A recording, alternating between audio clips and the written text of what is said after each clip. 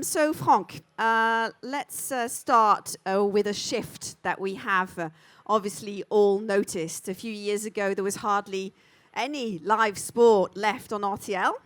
Most of the rights had moved to pay TV channels like Sky, for example, but things have changed now, and you're broadcasting a wide range of sports free-to-air. Why has live sport on big free channels made a comeback, and how do you decide what to choose?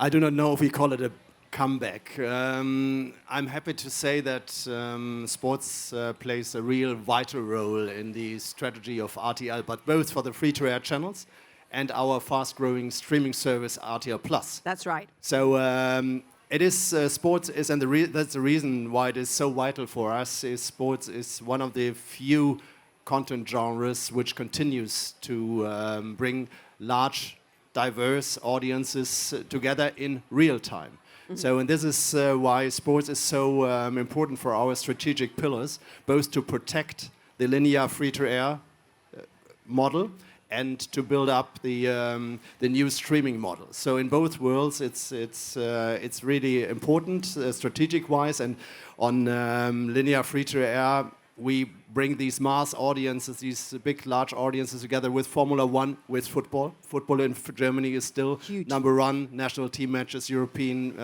league matches, and so on. And then we have the NFL, which caters on the Sunday evenings a lot for large audiences. And on the other side, we are investing in fresh, dynamic new formats like the Kings League and MMA on streaming service RTL Plus. Yeah, this is wonderful. We're going to go into detail on that in a few minutes. So live sport is full of surprises, unpredictable. It's really exciting. That's what I'm hearing from you. Let's bring your words to life with a quick look at how RTL brings sport to life on screens. Take a look.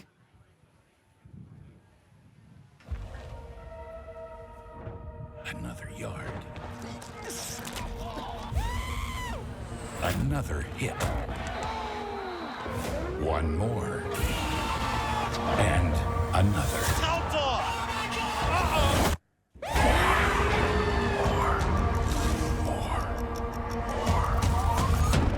More is never too much.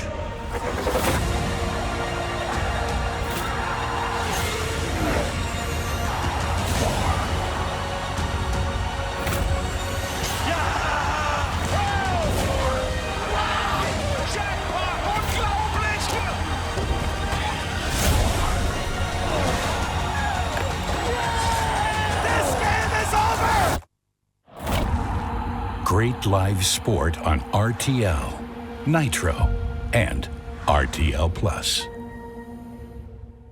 Wonderful. Yeah, well done. Super. Thank you. It really sets the scene there. Lots of emotion, goosebumps there as well, watching those images. Same to me, always. Always. Owain. Hi. Over to us. You know, Fremantle is globally recognized for entertainment formats. So you know a lot of them, of course. I'm thinking of Idols. I'm thinking of Got Talent, of course. More recently, for scripted successes, The Responder, My Brilliant Friend. I think that's the title as well, if I remember correctly. You also develop, and you have been developing for a little while now as well, sports entertainment formats. And today you've decided to go a step further. Correct? Yes. Tell us about it. Well, so I think a couple of months ago, in only April, we launched Fremantle Sports, which is a new dedicated business division focused on sporting content and the production of it. So it's a global business, as with Fremantle. So, as you mentioned there, we're a fantastic creative business. We've got a creative network across 20 plus countries, 70 different production labels, and what we wanted to do was listen to the market, listen to what the buyers were saying, and the demand for sports content. And we feel capable as a creative business to produce content across all of our existing content genre pillars. So, as you said, we're known for our entertainment format, so we want to create new entertainment, sports entertainment IP. Documentaries is huge in the sports content space. And also drama and film as well, which is a tougher nut to crack, but something that's on our radar. So that's the ambition. Fremantle Sports will create content across all of those existing pillars. And a word on the timing. Why did you decide to do it now then? So, you look at the investment made by broadcasters like RTL in live sports, and I think we acknowledge that when you invest so heavily or so significantly in live sports, you're going to need programming which supplements the live rights. So we're here to provide that programming, if you like. Next to the fact that I think sports is one of the only genres that continues to grow in what is actually quite a tough market now. Yeah, that's there's right. less money around. But broadcasters, streamers, you see what Netflix is now doing with live sports. They are all investing in sports. So we're listening to them and hopefully providing what they need. And what kind of stories are fans connecting with today? If we can just have a sort of glimpse of what you will be working on. Yeah, so Fremantle's already made an incredible start when it comes to sports. I don't know if we're looking at a show reel or something, but We will do in a minute. you see some of the stuff that's been created by labels like Fremantle Australia, or even 72 Films are known as a premium documentary maker, and they created the All or Nothing series with Arsenal and Spurs, with those Premier League clubs in partnership with Amazon. So the documentaries are interesting, but I think there's a lot of focus. It's a very competitive market. All the media companies are focusing on sports. So I think now it's got to be something with a twist. It's got to be a bit different. Or you've got to work with that premium A-list Mount Rushmore type talent, if you like. So I still think, I think maybe the lower end talent and doc space is challenging now, but the high end, as I say, the top talent, there still will be investment from broadcasters and streamers. Okay. Let's talk about just rapidly women in sports as well, because this has become, something that you would maybe be focusing on. Why has it become so popular today? Well, I think there's just incredible investment in female sports from broadcasters, from brands, and from audiences. It's becoming more and more popular, which is obviously fantastic. I'm a dad of a young daughter, so I absolutely love it. And my wife's a feminist, so I think the investment going into it. I mean, recently you saw that Chelsea sold their women's side for 200 million and completely separated it from their men's side. And I think that's quite smart from an investment perspective, because they're a standalone business now. They can do their own commercial deals, their own commercial partnerships, etc. So there's huge investment into female and women's sports generally. We've just signed a deal. Well, our business in North America, Fremantle North America, have just signed a really interesting partnership with a newly formed league called the Women's Professional Baseball League. So it's a VC-backed new federation which is launching, and Fremantle will provide the live sports production services. It will provide all kinds of different commercial services. So it will package up the rights, sell the rights off to broadcasters and networks in the US, and it will also be in charge of all of the sponsorship and commercial sales and merchandising as well. And I think those partnerships are really interesting in the current market. Okay, fantastic. So women in sports is getting obviously bigger. There's a lot of opportunity in that area now. If we come back to you, Frank and RTL, you're capitalizing on another area by expanding your portfolio with international sports formats that aim to combine sports. The aim is to combine sport that can be broadcast on linear and streaming at the same time, if I understand correctly. I know that since 2023, the NFL has been broadcast on RTL and its streaming services as well, RTL Plus in Germany. And more recently, I think there has also been some MMA events, correct? There's Formula One, Premier League.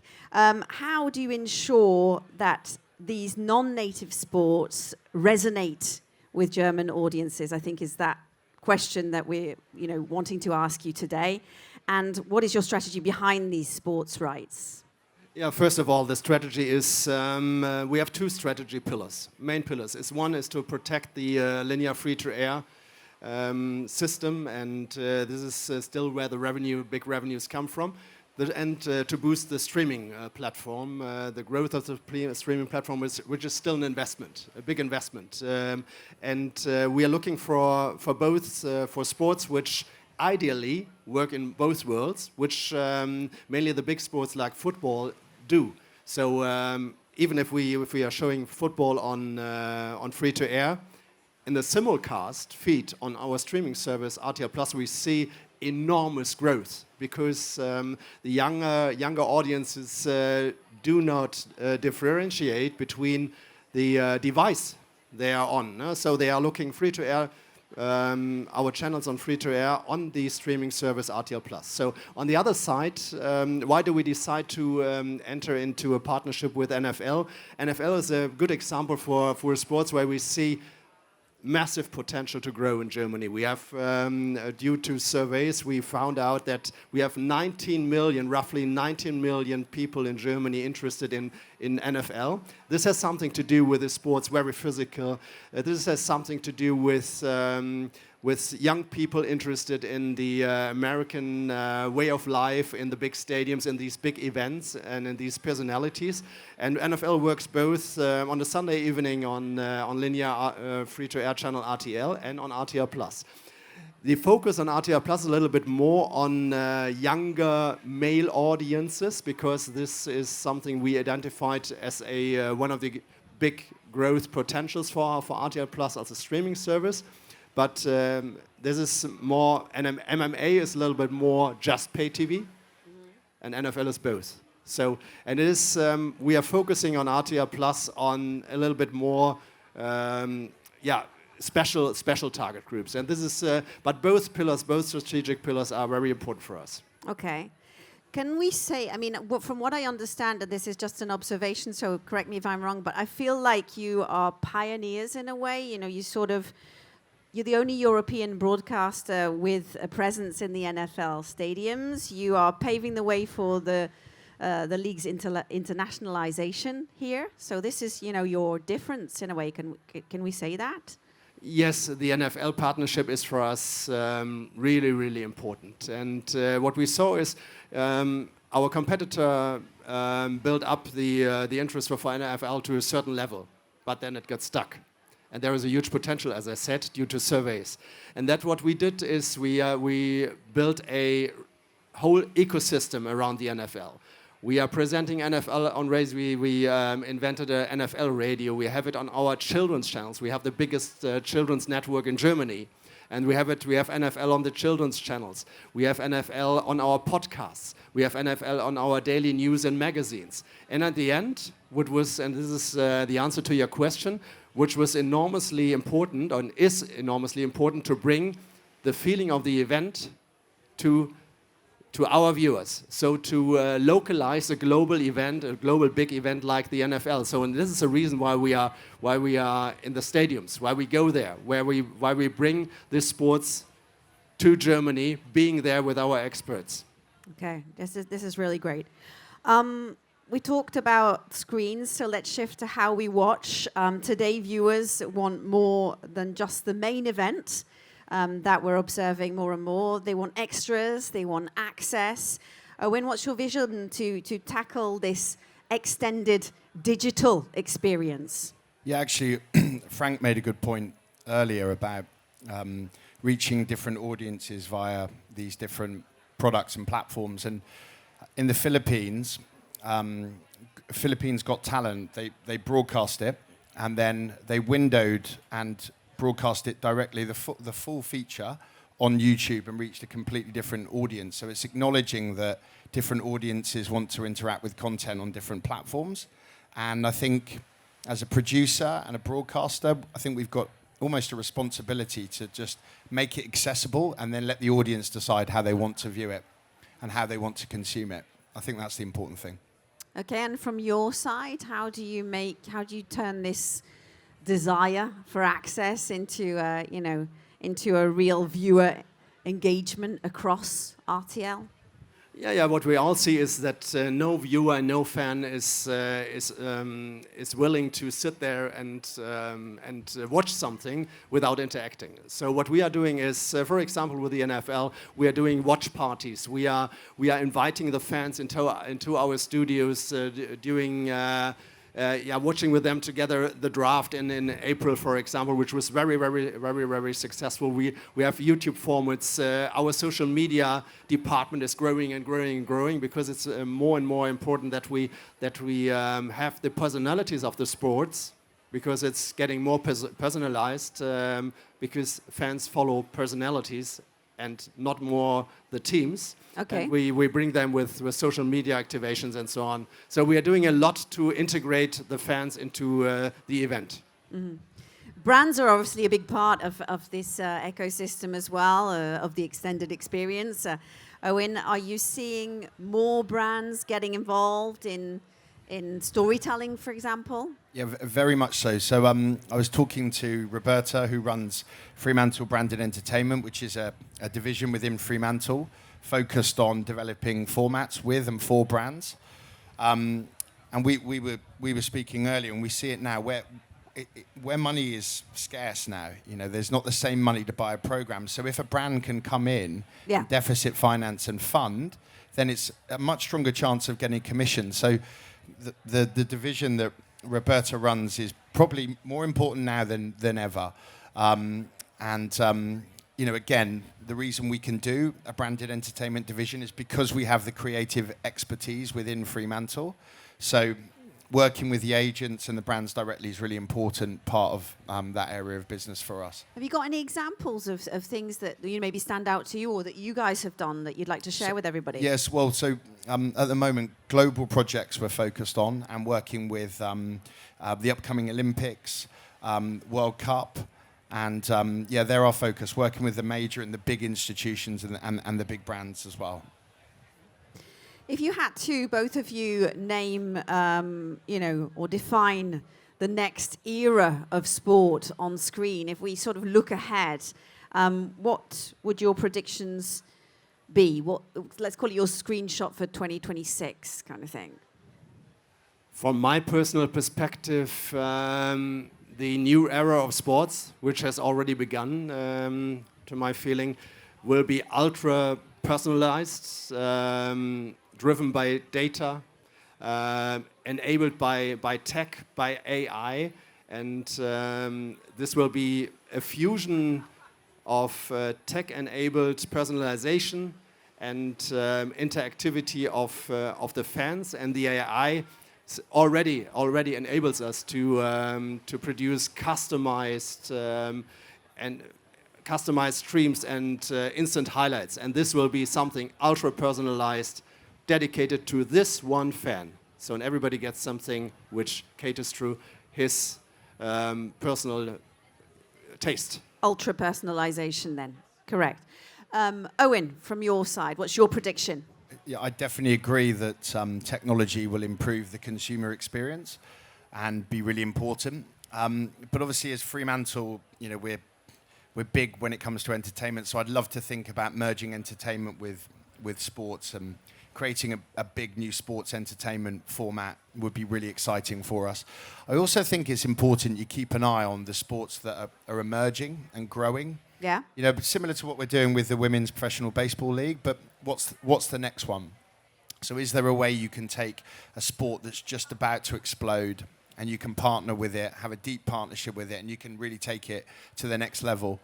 I mean, there's probably some terrible examples like what Dana White and the UFC is doing with the power slap division. I mean, I personally can't watch it, but I mean, it's growing, and you see when a sport, if you can call it a sport, is given the right platform, the right promotion, you know what can happen. So, yeah, I'd like to keep an eye on emerging sports that we can really elevate. Fantastic. We're coming sort of to the end of our conversation together, but I would like to we've watched the trailer from our show reel, yeah. I want to have a little look at what you have to propose to us. It's sort of a shot, is it? It's like the best of. It's a. Yeah, I mean, so we've obviously created a show reel all of the sporting content that's been produced in the past by Fremantle. And as you'll see, I hope you like it. I think it's a really good start, but I think our vision is we're only just getting started, and now we're focusing on it more. We hope to produce more of it. But there's some amazing stuff in there. There's a fantastic documentary series created by Fremantle Australia about the Matildas, which were the women's football team and their journey to the last World Cup. Also, obviously, I spoke about the All or Nothing series with Arsenal and Spurs. There's a brilliant scene in one of the clips here where Harry Kane is talking to Jose Mourinho, and it's sort of a bit cringe. It's toe curling, but fantastic entertainment in the same. So anyway, I hope you like the trailer. Wonderful. Well, let's take a look. Thank you. A sports event is a marvellous spectacle. As a manager, you're going to be under pressure. You're going to be questioned. But I'm ready for a fight. There's a lot on the line.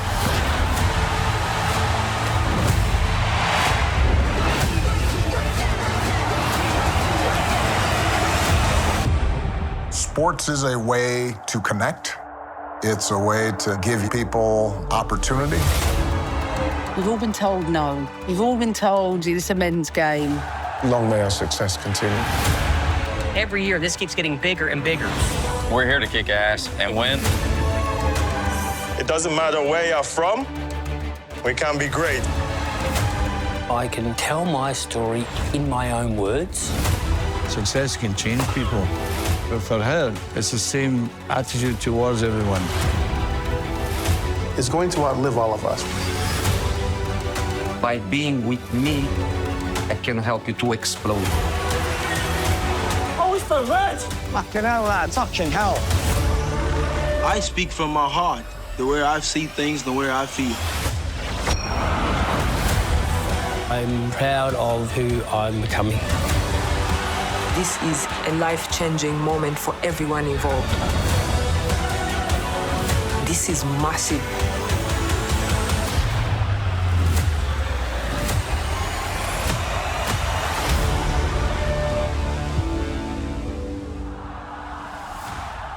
Bravo, well done. Come back just a couple of seconds, both of you. This is really great.